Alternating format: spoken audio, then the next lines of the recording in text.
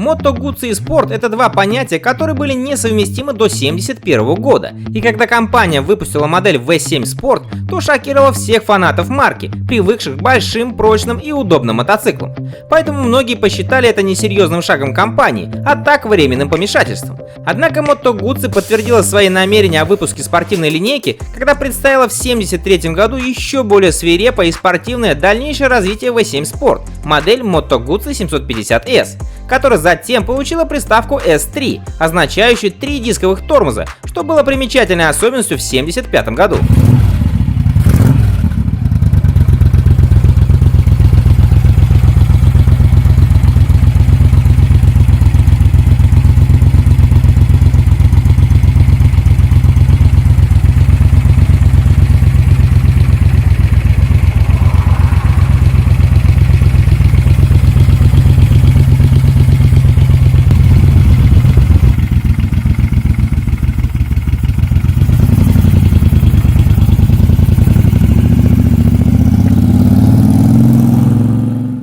Moto Guzzi 750S спортбайк 70-х, а ныне классический кафе-рейсер, был одним из самых мощных и скоростных мотоциклов своего времени, который довольно легко мог расправиться с любым четырехцилиндровым японским одноклассником. Популярной моделью в то время была, конечно же, Honda CB750, владельцы которой поначалу не воспринимали всерьез тяжелый двухцилиндровый итальянский типа спортбайк, да еще и с карданом, и охотно вставали с ним на драг-рейсинг. Однако во время заезда Moto Guzzi 750S не оставлял шансов японцу.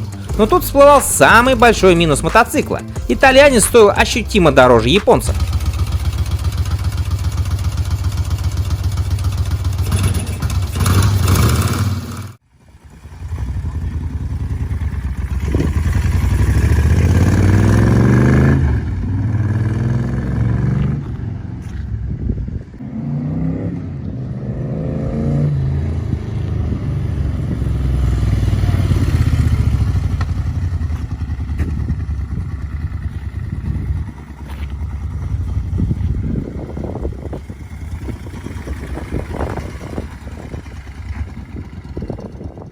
Своим выдающимся характеристикам 750S был обязан четырехтактному двухцилиндровому V-образному двигателю с двумя клапанами на цилиндр и воздушным охлаждением. Рабочий объем силового агрегата составлял 748,4 кубических сантиметра. Он выдавал 72 лошадиные силы максимальной мощности. На модели 750S3 мощность возросла уже до 80 лошадиных сил. Также помимо появления заднего 242 мм тормозного диска вместо барабана, на S3 дополнительно еще и увеличили передние тормозные диски с 280 до 300 мм. Причем суппорта устанавливались фирмы Brembo. Трансмиссия мотоцикла была представлена пятиступенчатой коробкой передач и, как упоминалось выше, карданным приводом. Сухая масса байка составляла 230 кг.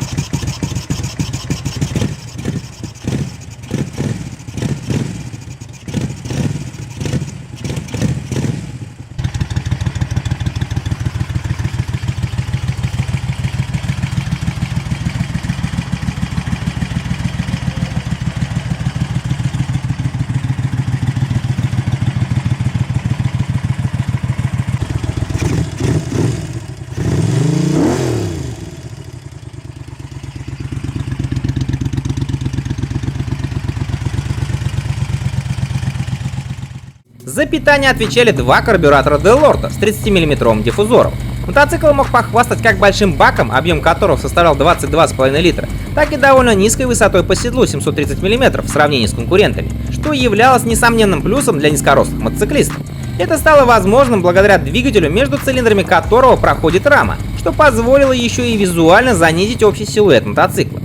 Максимальная скорость Moto Guzzi 750S3 при тестировании в 1975 году составила 210 км в час, что было весьма значительно по тем временам.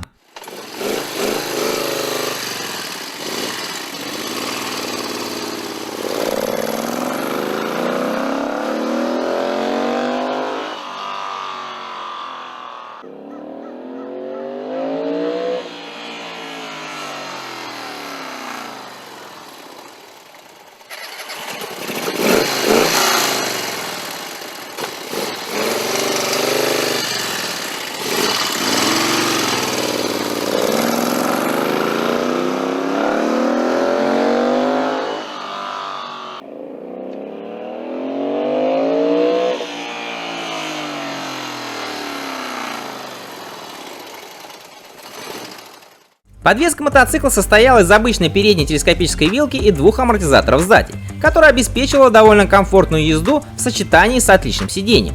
Да, в целом у Moto Guzzi 750 S3 были, конечно, не суперспортивные характеристики, да и весил он немало. Однако он был одним из немногих мотоциклов 70-х, который мог уверенно и ровно ускоряться на скорости выше 100 и до максималки без чувства, что он вот-вот выплюнет все внутренности на асфальт.